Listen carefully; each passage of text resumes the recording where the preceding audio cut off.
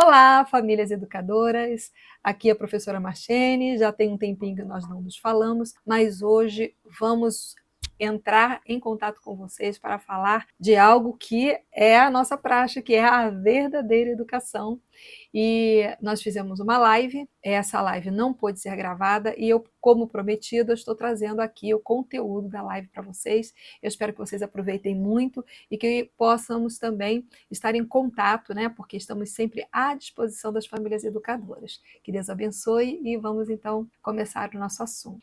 Então, estamos aqui no capítulo 48 de Mensagens aos Jovens, está lá na página 171, que diz assim: a verdadeira educação consiste no incutir ideias que impressionem o espírito e o coração com o conhecimento de Deus, o Criador, e de Cristo, o Redentor. Essa espécie de educação renovará a mente e transformará o caráter, robustecerá e fortificará o espírito contra as enganadoras insinuações do adversário das almas, habilitando-nos a conhecer a voz de Deus. Habilitará um instruído a se tornar co-obreiro de Cristo. Então, aqueles que se aproximam do Senhor, eles trabalham junto a Cristo e são co-obreiros, fortalecendo a si próprios e aqueles com quem têm contato, porque estarão trabalhando não para Cristo, mas com Cristo. E essa é a verdadeira educação. Esse é o plano de Deus para a vida de todos nós e, obviamente, também para as nossas crianças. Se nossa juventude adquirir este conhecimento, será capaz de obter tudo mais que é essencial, senão todo o conhecimento que possam receber do mundo não os colocará nas fileiras do Senhor. Poderão reunir todo o saber proporcionado pelos livros e ser ainda ignorantes dos primeiros princípios daquela justiça que lhes poderia dar um caráter aprovado por Deus. Está aí a motivação de nós nos aprofundarmos e nos dedicarmos à verdadeira educação, sabendo que nenhum conhecimento deste mundo pode ser comparado ao conhecimento que inicia aqui e para todo sempre, para que nós possamos, ao adentrar os portais da eternidade, estar cientes da realidade da sociedade dos santos anjos, conforme veremos a seguir. Os que estão buscando adquirir conhecimentos nas escolas da terra devem lembrar que outra escola os reclama também como alunos, a escola de Cristo. Dessa, nunca os alunos saem graduados. Entre seus discípulos há velhos e moços.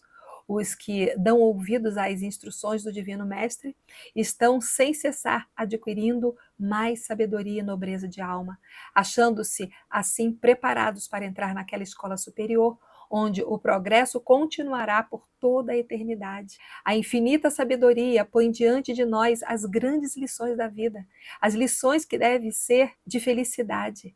Estas são muitas vezes difíceis de aprender, mas sem elas não podemos fazer nenhum progresso real. Talvez nos custem esforços, lágrimas e mesmo angústias. Não devemos, porém, vacilar nem cansar-nos. É neste mundo, entre suas provas e tentações, que nos devemos tornar aptos para a sociedade dos puros e santos anjos.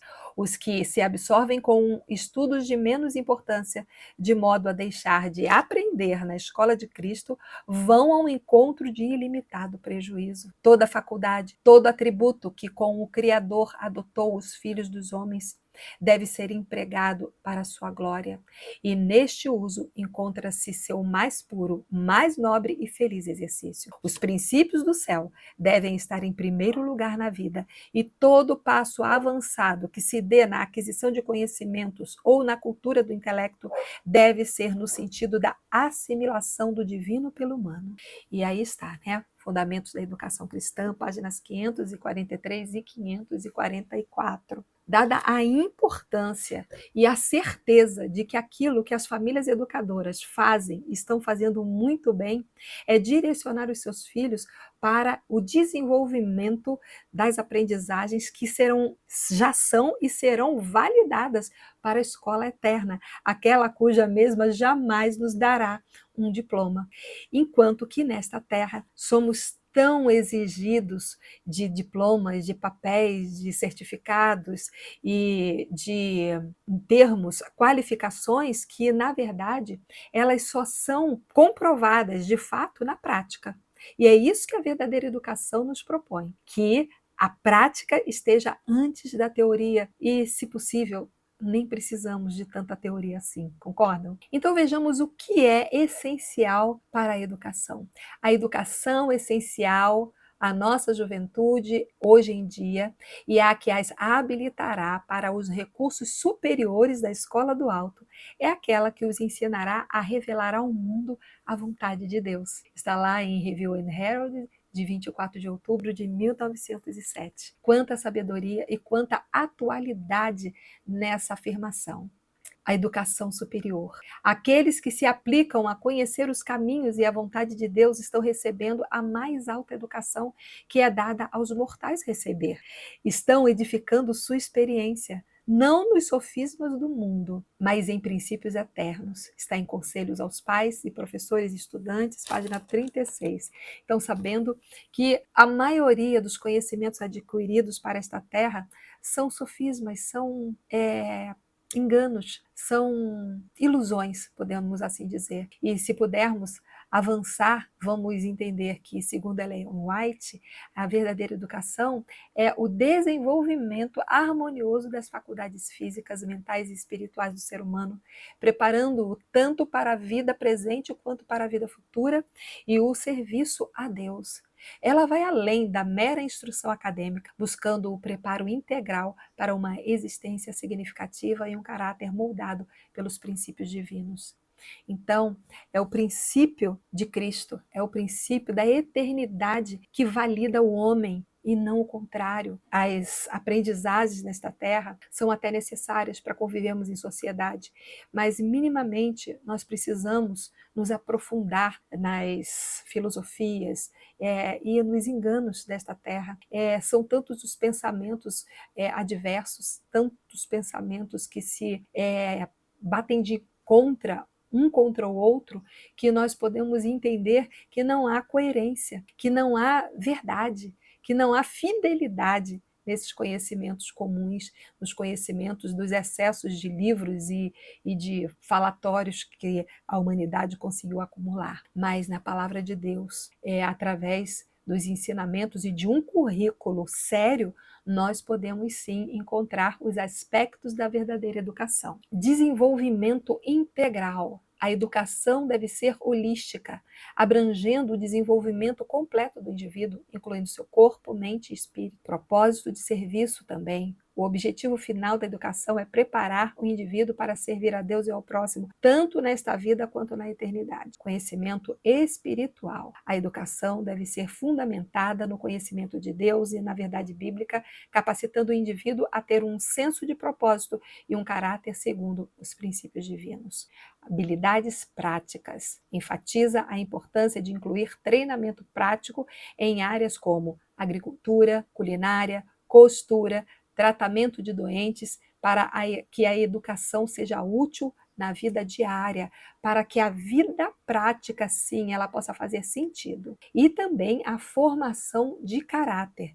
O processo educacional deve focar na formação de caráter, no desenvolvimento de um alto senso crítico e na capacidade de tomar decisões éticas e, além de éticas, independente, sem influência de terceiros, sem ter comprometimento com as formas do sistema desse mundo. Agora vamos falar de um assunto que pode parecer controverso, e eu acho que de fato que é em relação às leis de educação no Brasil. Queridas famílias, prestemos atenção naquilo que nós vamos ver, porque, a princípio, a lei de Deus, ela nos dá 10 passos ou 10 princípios os quais nós devemos buscar, atender e praticar. Só as leis de educação aqui no Brasil, elas se confundem entre si, além de uma contradizer a outra em muitos momentos, mas ao mesmo tempo ela confunde e ilude até, porque é como se você não pudesse nunca saber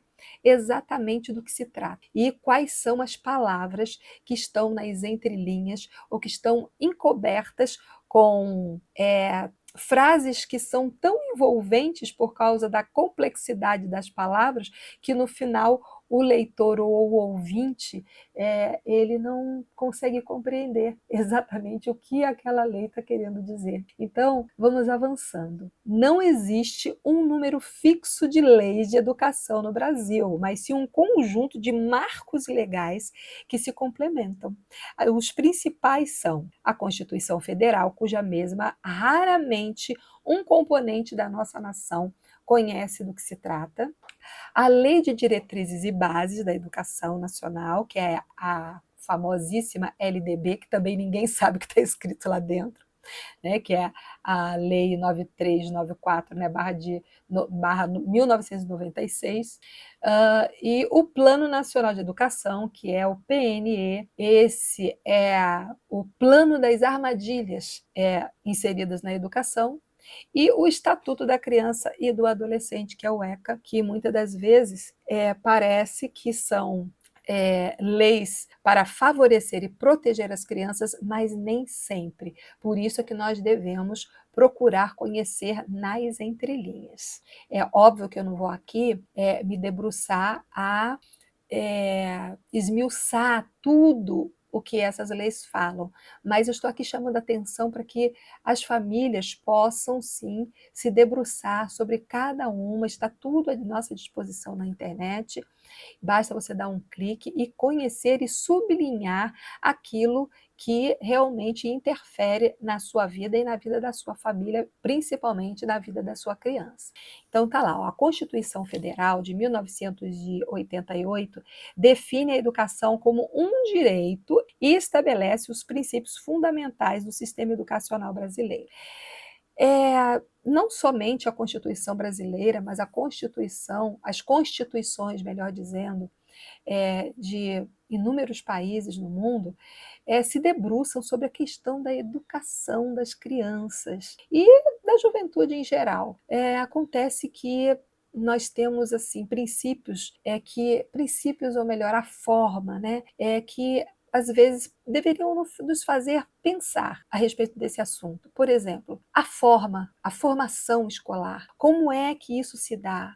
Como é que as escolas, a maioria delas, elas são organizadas com um formato de aquartelamento, quando existem um sinal que bate, né? E que as crianças devem atender aqueles sinais, quando todos têm que ficar sentados na mesma hora, em lugares dispostos, né? Na maioria das escolas, uma carteira ou uma mesa atrás da outra. Então, tudo muito suspeito, não? Para logo no início da vida de um ser humano já precisar passar por esses regimes tão rígidos assim. Não que eu esteja dizendo que as Forças Armadas não sejam necessárias nesse mundo caído que nós vivemos, mas que nós precisamos entender o que é que acontece dentro da mente de alguém que é treinado desde a mais tenra infância. E também a Lei de Diretrizes e Bases, que é a LDB, que regulamenta o sistema educacional do país, detalhando as diretrizes para os níveis e modalidades de ensino. Prestem atenção nisso aqui, está detalhando as diretrizes, ou seja, diretrizes nos evoca imediatamente que há um direcionamento, algo que deve ser observado e, na melhor das hipóteses, cumprido, né? E isso vale para todas as modalidades de ensino. A versão mais recente é a 9394, de 1996. E o PNE, que define, quando nós definimos alguma coisa, é porque já temos certeza. Então, define as metas e estratégias para a política educacional brasileira a médio e longo prazo. Já vista que os PNEs eles têm durabilidade de 10 anos.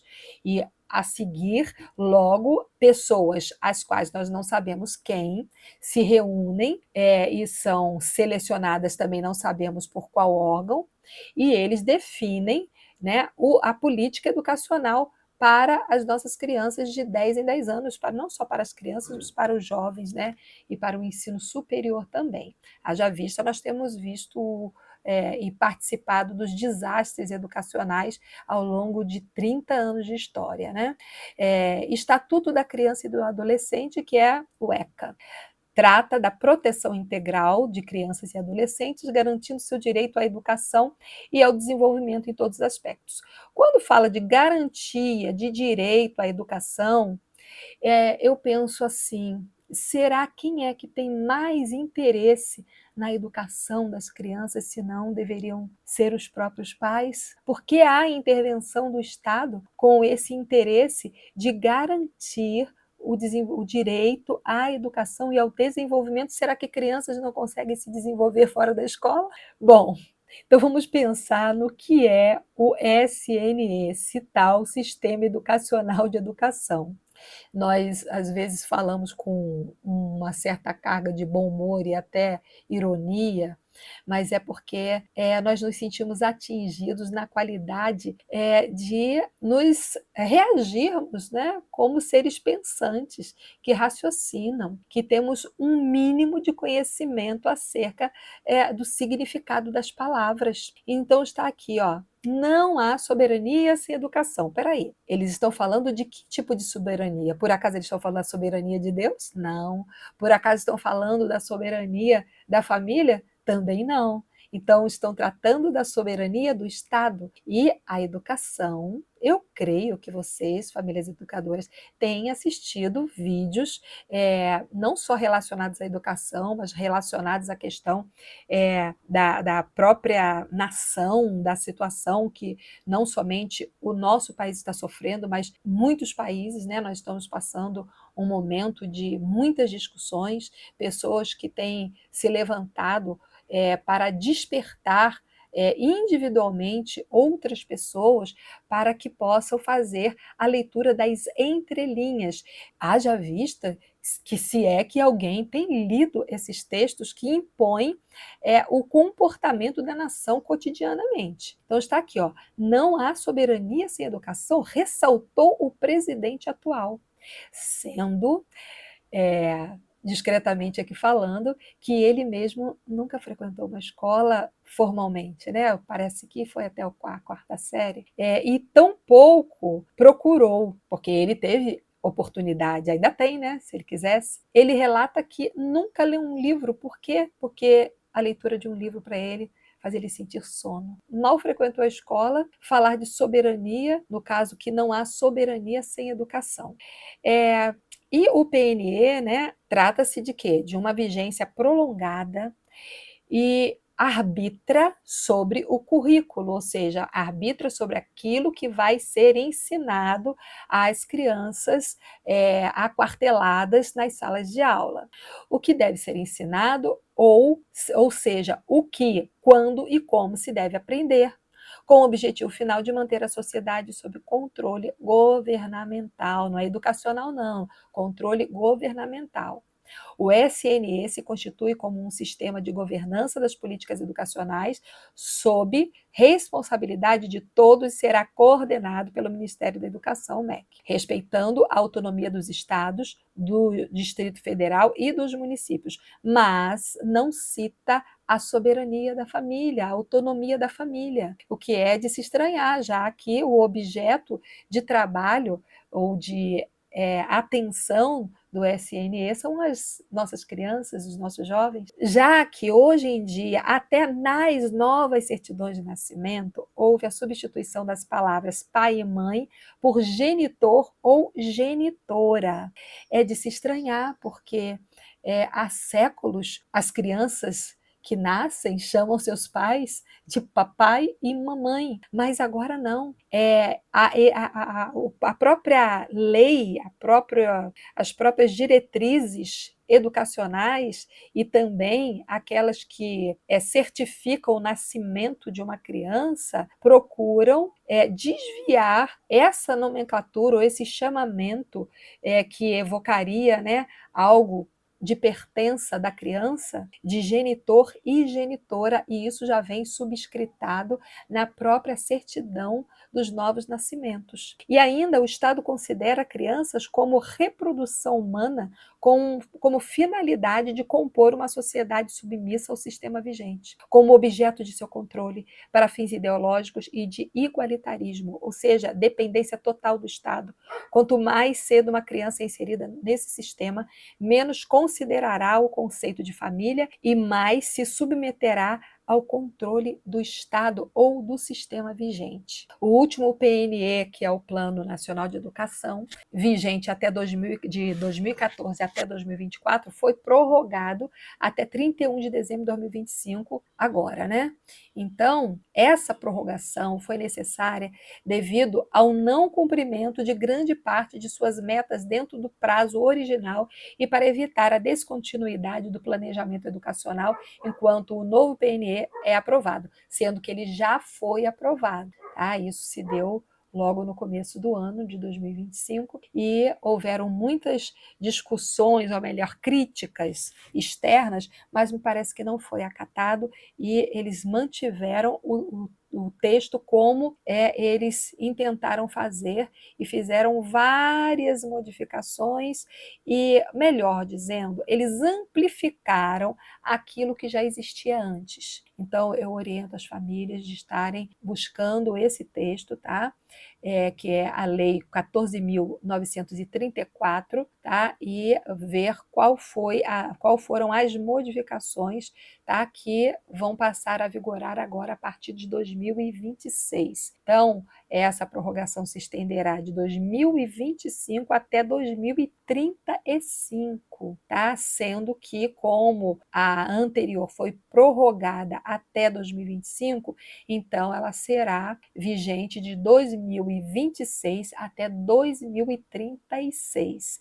Então, pensemos com a mente clara de que as intenções são as mais comprometedoras possíveis para o desenvolvimento das nossas crianças, porque se uma criança ela inicia obrigatoriamente a sua inserção no sistema de ensino imposto pelo governo aos 4 anos de idade, pensem, até os 14 anos ela vai ter que se submeter, até inconscientemente, porque a criança, quando ela está inserida nesse sistema, ela nem sabe que existem leis para que essa criança venha a ser cooptada, poderemos dizer dessa forma, para que ela venha ser completamente submetida a todo o sistema imposto para que ela venha atuar, servir ou ao sistema ou ser manobrada, controlada. Eu acho que essa é a melhor explicação, né, para que tudo isso esteja acontecendo. E também o ensino é o processo de transmissão de conhecimentos, habilidades e valores. Como que alguém que não tem nenhuma proximidade afetiva, emocional, familiar com outra pessoa vai conseguir transmitir habilidades e valores dentro da escola? Dentro de escola, de universidade, olha só a abrangência, na educação formal, informal e não formal. Então, é um jogo de palavras que até confunde o leitor. E também diz que é a arte ou técnica de dirigir a aprendizagem para instruir e educar. No Brasil, o ensino é organizado em níveis, né, como a educação infantil, o ensino fundamental, o ensino médio, o ensino superior, e cada um com objetivos e durações específicas, ou seja, quanto mais tempo o ser humano passar dentro desse ambiente de aquartelamento, mais ele poderá servir ao sistema. Tá? Então, assim como nós estamos vendo, esses níveis de ensino no Brasil, eles fazem com que crianças de 4 a 5 anos frequentem a educação infantil, de 6 a 14 anos o ensino fundamental, que, diga-se de passagem, é publicado que é obrigatório e gratuito, e também abrangendo a alfabetização. E o ensino médio, né, que tem duração mínima de 3 anos, mas pode ser prorrogado para 4 anos, inclusive a ideia é que as crianças, desde o ensino fundamental até o ensino médio, elas possam ficar aquarteladas o dia inteiro. Tá? Em algumas cidades já é feito dessa forma. a criança ou o jovem entra pela manhã e vai sair só no final do dia, e é propagado que essas crianças têm grandes vantagens, mas vai até uma dessas crianças e entreviste ela e pergunta se realmente elas estão satisfeitas de estarem aquarteladas, o que é que realmente está sendo ensinado ou imposto a elas durante todo esse período. Eu jamais aceitaria e permitiria que um filho meu ficasse o dia inteiro sob a custódia de pessoas as quais eu nem conheço. Olha que os meus filhos, eles já são adultos, mas eu fico pensando assim, louvado seja Deus que eu tive filhos antes deste tempo, mas vocês podem contar conosco, nós estamos aqui, o Ministério EDA, nós estamos aqui para dar apoio, para dizer para vocês que nós temos uma satisfação imensa de poder dar apoio, colaborar com vocês. Também nós produzimos os materiais, né, que acompanham a educação no lar. Nós estamos aqui para também prestar o serviço de avaliação psicopedagógica, neuropsicopedagógica.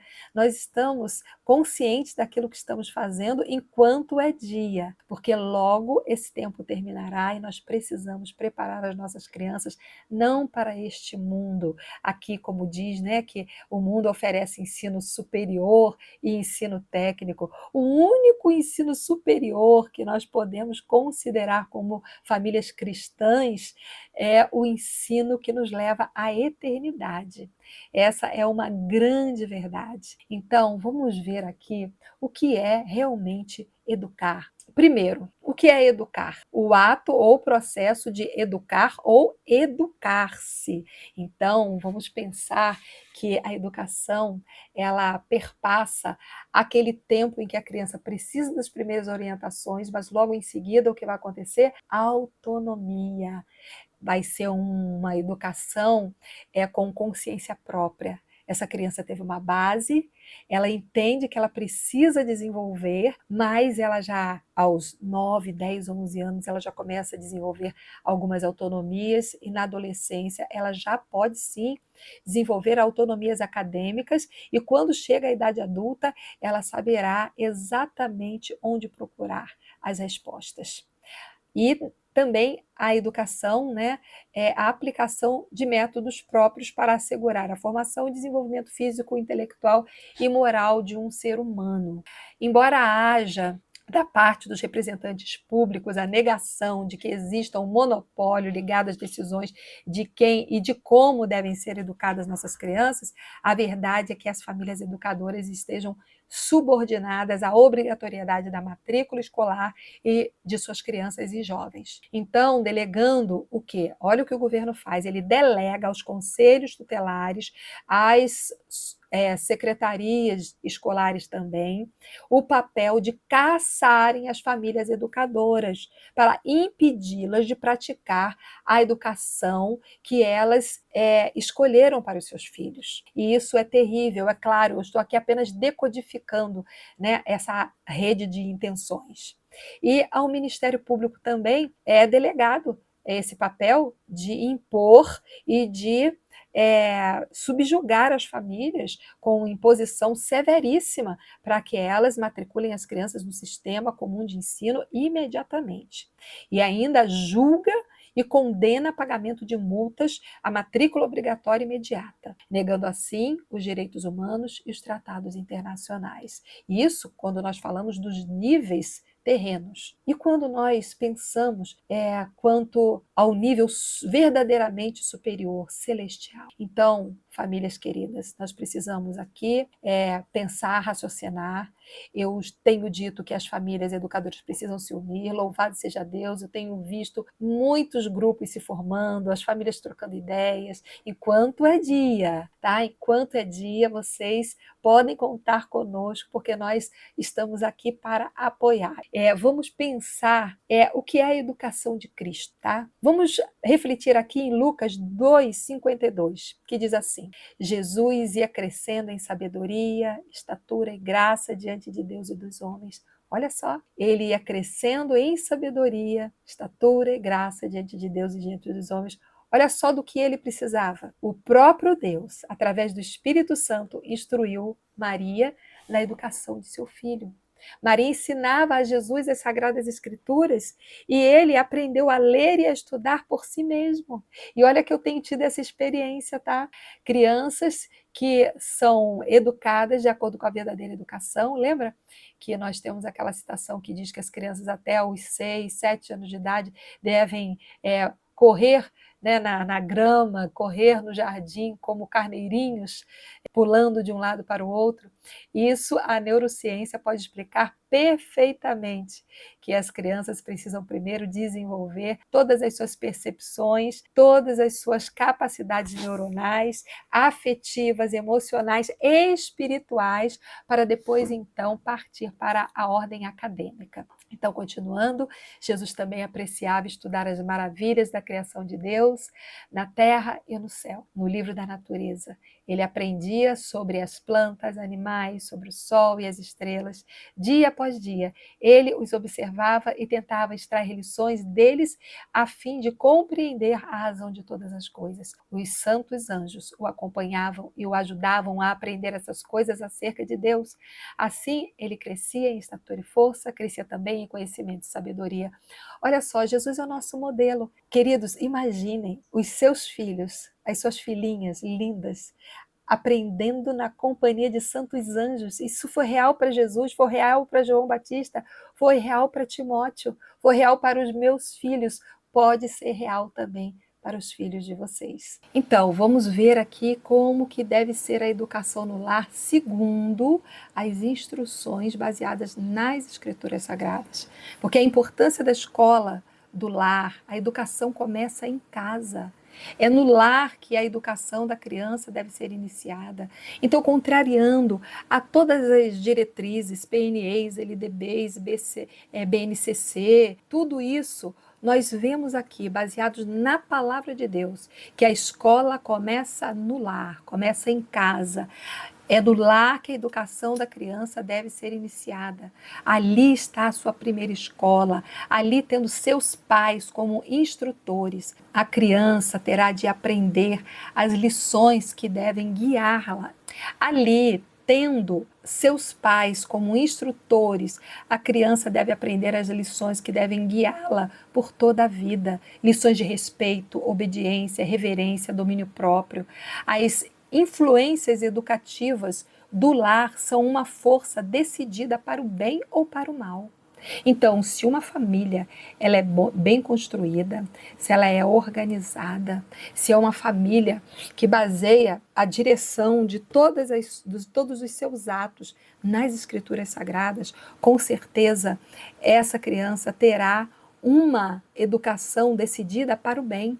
Porém, ao contrário, se é uma família desestruturada, desnorteada, então ela terá a força da sua educação, da sua vida decidida para o mal. São, em muitos sentidos, silenciosas e gratuitas as escolas do lar, né? Mas sendo exercidas na direção devida, tornam-se fator de grande alcance em prol da verdade e da justiça. Se a criança não é instruída corretamente ali, Satanás, o inimigo das almas, a educará por meio de fatores de sua escolha. Quão importante, pois, é a escola do lar. Está lá em Conselhos aos Professores, Pais e Educadores, página 107, e os fundamentos sobre todos os pais repousa o dever de proporcionar instrução física, mental e espiritual. Deve ser o objetivo de cada pai alcançar para seu filho um caráter equilibrado, simétrico. Essa é uma obra de não pequena grandeza e importância e requer ardoroso pensamento. Sobre todos os pais repousa o dever de proporcionar instrução física, mental e espiritual. Deve ser o objetivo de cada pai alcançar para seu filho um caráter equilibrado, simétrico.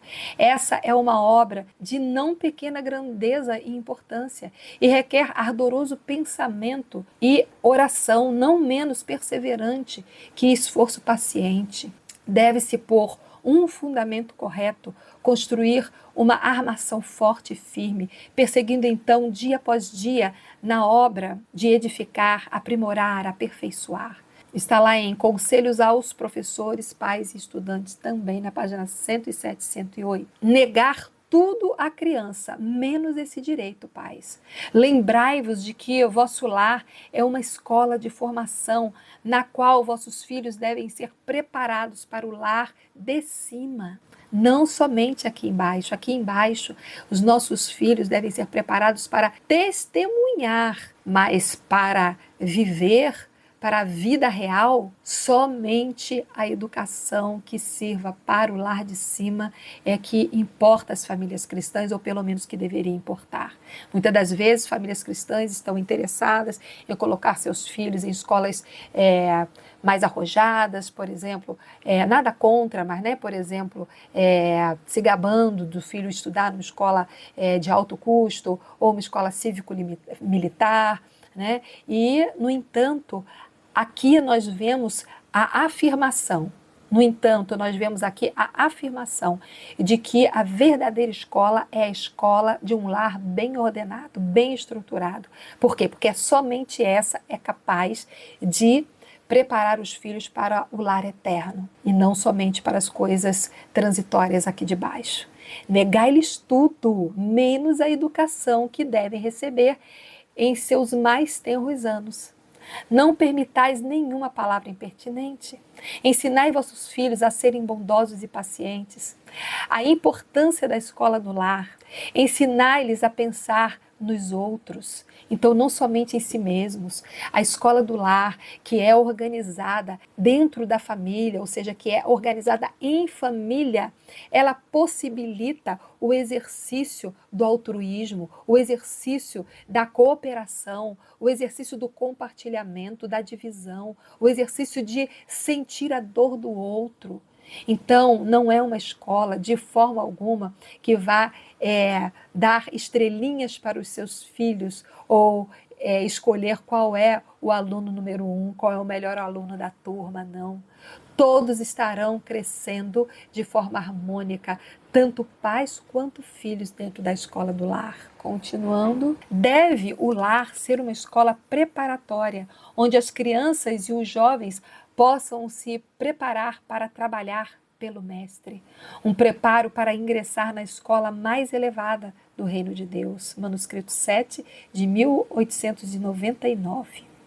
Não é questão secundária. Não permitais que a educação no lar seja considerada questão secundária, ou seja, de menor importância. Ela ocupa o primeiro lugar em toda a verdadeira educação.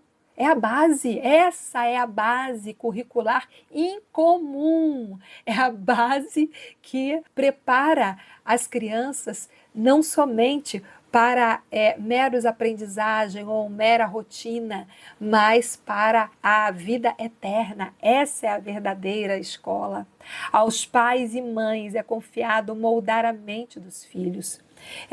Está no The Review and Herald, de 6 de junho de 1899.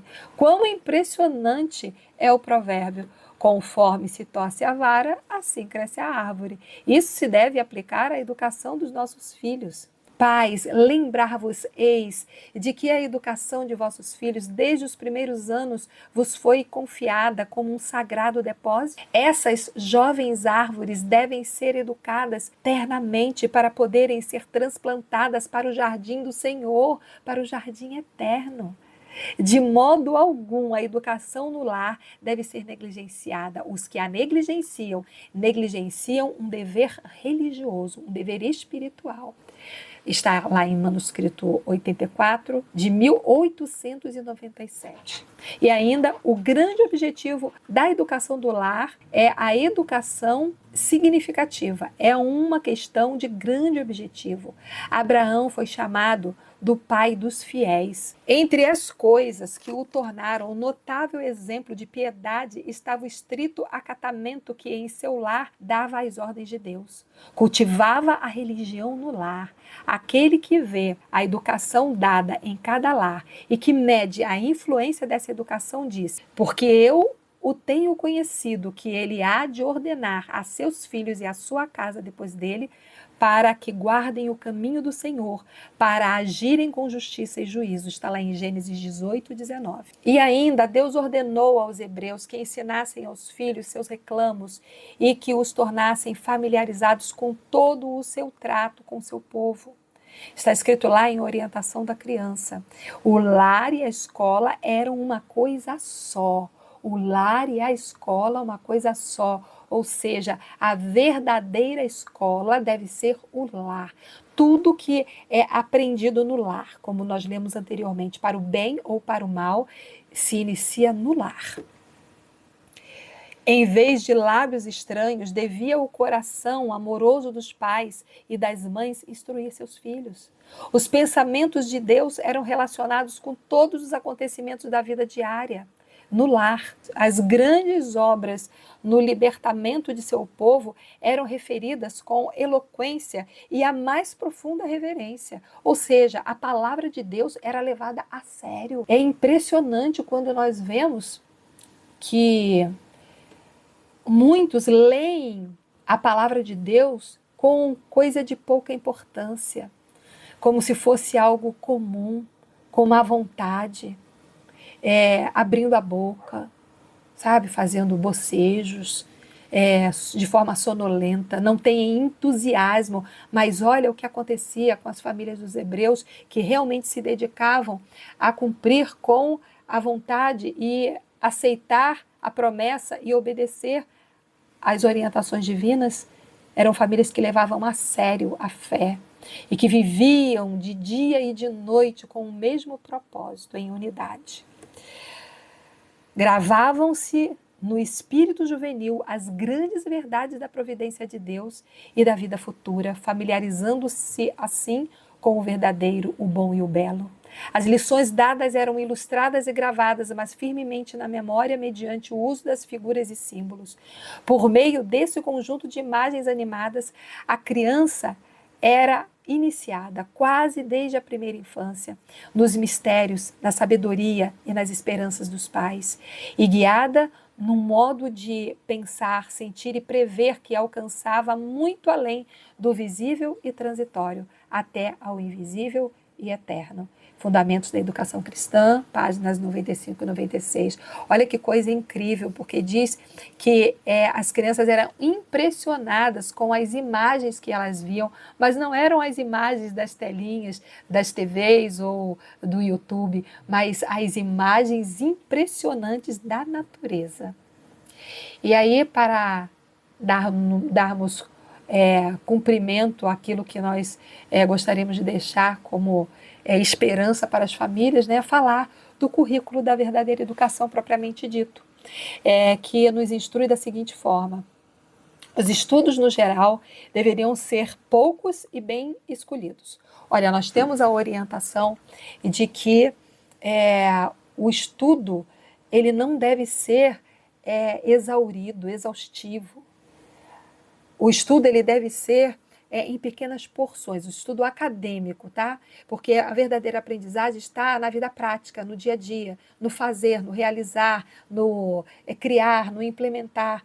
Mas as questões acadêmicas de registro, de estudo de literatura, devem ser gastas com a criança, a princípio, quando ela é bem pequenininha. São 20 minutinhos, meia hora de atividades mais de atividades no papel, né? De atividades onde vai reduzir a visão da criança, vai retirar a visão da criança do seu entorno e colocá-la ali tão somente para realizar algum registro, algum desenho. Então, a gente vai começando daquilo que é menos exaustivo para levar as crianças as atividades práticas e aquelas que são de realização mais pragmática ou de registro, nós vamos fazer em pouco tempo.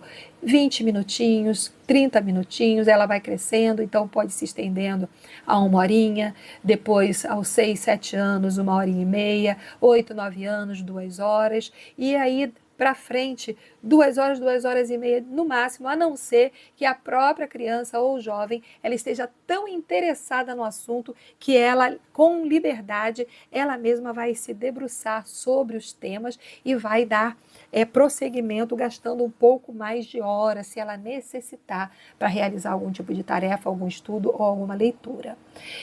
A verdade é que a vida prática ela nos traz muito mais satisfação e resultado do que nós ficarmos estacionados, né, somente naquilo que é abstrato. Tá? Então vamos lá, continuando.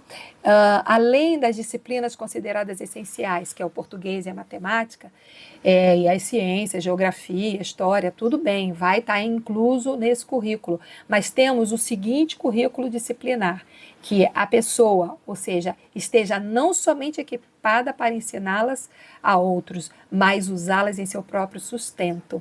Então, vamos ver, a carpintaria e construção, sob a liderança, obviamente, de carpinteiros experientes, jardinagem e agricultura, isso a gente está falando para aqueles mais jovenzinhos, né, daí para frente. Então, jardinagem e agricultura, plantio de frutas, né, o estudo de agricultura deve ser o ABC da educação, nós já sabemos disso, né? Isso é clássico para nós, né, que já conhecemos a verdadeira educação. Devem-se plantar frutas miúdas, cultivar verduras e flores, né? Ofícios também variados que devem ser feitos preparativos para ensinar ferraria, pintura, confecção de calçados, arte culinária e tantos outras artes, né, outros trabalhos que são úteis, por exemplo, eletricidade, bombeiro hidráulico, vários conteúdos que vão colaborar para que não somente haja aprendizagem cognitiva, aprendizagem intelectual, mas também aprendizagem prática e que seja útil para a própria pessoa e para a sociedade. E também é muito importante que os jovens sejam entusiasmados a estudarem enfermagem ou escolas médicas missionárias, né? Porque para que elas possam também levar à sociedade algo que vai cada vez mais ser necessário, que é o tratamento para doenças que cada vez mais vão alcançar o estado dos seres humanos nos últimos dias, dado a uma alimentação e a um estilo de vida precário que nós vivemos com tanto estresse, com tanta correria, né, e com tão baixa qualidade alimentícia. Né? E os deveres domésticos, claro, tanto rapazes e moças devem obter esses conhecimentos domésticos, por quê? Porque precisam dar conta de si próprios e não serem pesados aos outros, né? E então fala que as moças, por outro lado, elas devem aprender também a arriar cavalos, no caso se moram no campo, né? Mas também a dirigir, a pilotar uma moto, né? Usar uma serra elétrica, um martelo, aprender também a manobrar, ou manusear, ou utilizar um ancinho, uma enxada, né? Se você quiser saber mais, está lá na página 206 do livro Educação, tá? E também fala sobre cozinhar, costurar, fazer pequenos reparos em roupas, fazer o próprio alimento e fazer um bom pão, né? Um bom alimento saudável para dentro do lar. E ainda trabalhos manuais, tá? E a lição do auxílio de si mesmo, aprendida pelos estudantes, faria muito no sentido de preservar as instituições de ensino, né, de dívidas, né, no caso assim, se ainda vão ter que pagar para ensinar essas coisas aos jovens, é melhor que eles já saiam do lar conhecendo, ou que tenham oportunidade de conhecer, se por acaso vão a uma escola missionária, né, as meninas e os meninos saibam pregar um botão, fazer uma bainha, saibam cozinhar o próprio alimento, saibam cuidar da sua própria higiene, né, e tudo mais. No trabalho manual, né, há uma ciência que os educadores cristãos devem conhecer. Ele desenvolve o cérebro, é um meio para a conservação do físico, e os cientistas descobriram que o desenvolvimento mental simétrico é impossível a parte desse preparo físico, ou seja, para que se tenha um bom desenvolvimento acadêmico, é necessário que também nós tenhamos um bom desenvolvimento e preparo físico, né? Visto que por meio do trabalho manual, uma área importante do cérebro é desenvolvida. E vale repetir, um tempo de angústia está adiante de nós, em que os que estiverem na linha da verdadeira educação não terão acesso a máquinas que são tão comuns hoje em dia. E muito do que agora é feito em fábricas e oficinas deverá necessariamente ser feito à mão. Então, olha a necessidade. Então, nós temos assim uma infinidade de materiais maravilhosos, né? Mas a verdade é que há esperança e é dever de vocês buscar descobrir qual é o plano de Deus. E que essa concisa exposição os capacite a entender melhor o tipo de educação que vocês devem dar às suas crianças. A antiga, de modo que possam evitá-la, né? Que a antiga é aquela que é oferecida pelo mundo. E permitam-me ainda impressioná-los novamente com o pensamento de que vocês devem buscar a ajuda do Senhor para impedir que julgos mundanos de educação sejam postos sobre vocês. Ou seja, muitas famílias me perguntam assim, a coleção Família Educadora que vocês oferecem, né, que vocês disponibilizam lá na plataforma, né, missãoeda.com.br, você encontra o link para os livros, né, e para todos os nossos materiais pedagógicos. Perguntam se é baseado na BNCC. Bom, eu sinto muito dizer que é baseado na verdadeira educação, que é baseado na palavra de Deus e que corrobora aqui. E há alguns livros que vocês precisam ler, que são de fundamental importância. Mas vamos falar de uma pergunta que é importantíssima. Olha, agora no último dia 7 de novembro, foi lido lá pela professora Dorinha, o texto, né, a relatoria do texto que regulamenta o homeschooling, ou em língua portuguesa, a educação domiciliar, que é o PL 1338/2022, ele foi já aprovado pela Câmara dos Deputados e o Senado também aprovou, tanto que houve a relatoria em plenário. E agora que houve essa aprovação, está em tramitação, esperando apenas ser assinado, tá? Ser sancionado. Agora, nós poderíamos bater palmas, ficarmos muito felizes e dizer, ai, que bom, acabou agora a perseguição contra as famílias educadoras, agora vai ser regulamentado, nós vamos poder fazer educação domiciliar tranquilamente. Olha, eu sinto muito, eu sou portadora de boas notícias. Olha quantas boas notícias eu passei para vocês ao longo, né, dessa conversa, né?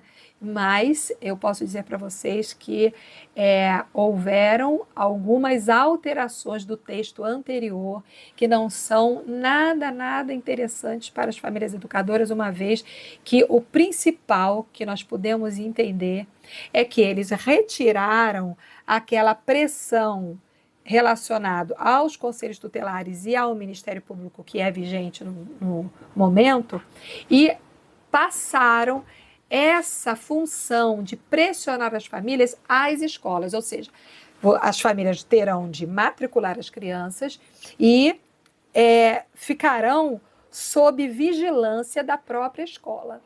E as crianças deverão, semestralmente, serem submetidas a testes ou a provas, e se elas não forem bem nessas provas, não tirarem o conceito ou a nota mínima exigida, então serão obrigadas a frequentarem a escola. E outra coisa, a modalidade de ensino da educação domiciliar passará a ser uma modalidade escolar e não mais uma modalidade independente. Que possa desenvolver o seu currículo próprio e que não terá, no caso, né, não necessitaria de interferência da parte externa. Então, qual é o discurso? Olha, para essas famílias pararem de insistir nisso, vamos enganá-las um pouquinho? Vamos dizer, está tudo bem, pode ficar com seu filho em casa, basta você matricular na escola, levar o currículo da escola, fazer tudo o que uma professora faria na escola com os seus filhos e depois, ao final de cada período, você vai ter que trazer a sua criança à escola e para que seja submetida a um teste, a uma prova. E prestem bem atenção, hoje a educação, a dita educação escolar no Brasil, passa aos alunos com aprovação automática. Não há reprovação, mas haverá reprovação para as crianças de ensino domiciliar. Dá para a gente pensar alguma coisa, dá para a gente entender o que está por detrás disso? Eu preciso falar mais alguma coisa? Eu acho que as famílias educadoras já entenderam muito bem do que se trata. É uma armadilha, é uma forma de manipulação e de dizer, olha, nós somos bonzinhos, estamos dando oportunidade a vocês, vocês podem sim ficar com as crianças de vocês em casa, mas nós estamos de olho. Ou seja, primeira oportunidade. Imagina, será que as provas que as crianças de origem, né, de ensino no lar vão ser feitas com os mesmos critérios das provas das crianças que já têm aprovação automática? Vamos pensar em como desvincular-se do sistema e como garantir o futuro dos seus filhos aqui para nós terminarmos, tá? Primeira coisa é que, ultimamente, o que nós precisamos fazer é desenvolver escolas, ou seja, credenciar escolas que estejam de acordo com a verdadeira educação. É difícil? É difícil. Eu já estou há 3 anos aqui procurando fazer, né, com que uma escola seja credenciada e as exigências e também me parece assim, a má vontade é muito grande de se efetuar o credenciamento, então as exigências são muito severas, tá? Mas é possível, tá? Então, assim como fala lá no livro Orientação da Criança, né, que abram-se então pequenas escolas paroquiais ou escolas comunitárias para quem tem receio de ser processado. Também eu oriento a filiar-se à ANED para obter apoio jurídico, tá? E orientação jurídica nesse sentido. E o principal, resistir ao diabo, porque a palavra de Deus diz que quando a gente resiste ao diabo, ele foge de nós em nome de Jesus. E sim, em certas situações, a passagem bíblica, de acordo com Atos dos Apóstolos 5,19, diz que é preciso obedecer antes a Deus do que a homens. Então, pode-se sim resistir, tá? E praticar desobediência civil quando você tem consciência própria de que aquilo que você está fazendo está de acordo com a vontade de Deus. Sugere que o mais importante é obedecer a Deus. Então, isso se aplica quando as leis ou ordens humanas entram em conflito direto com os mandamentos divinos, especialmente quando a obediência humana implicaria negá-lo ou desobedecer a sua vontade. Sendo assim, tanto no livro de Atos dos Apóstolos, né, fortifica que nós podemos, sim, temos essa autorização, não para desobedecermos deliberadamente, mas naquilo que implica não fazer a vontade de Deus. Também temos Deuteronômio 6, 7, né, que diz que essas palavras que hoje vos ordeno estarão no teu coração. E como que você vai ensinar? Ensinar os teus filhos, né, e delas falar, né, assentado em tua casa, andando pelo caminho, deitando-te e levantando-te, ou seja, 24 horas por dia. Essa é a verdadeira educação, essa é a educação que deve ser ministrada nos lares cristãos, principalmente aqueles que conhecem a verdade presente.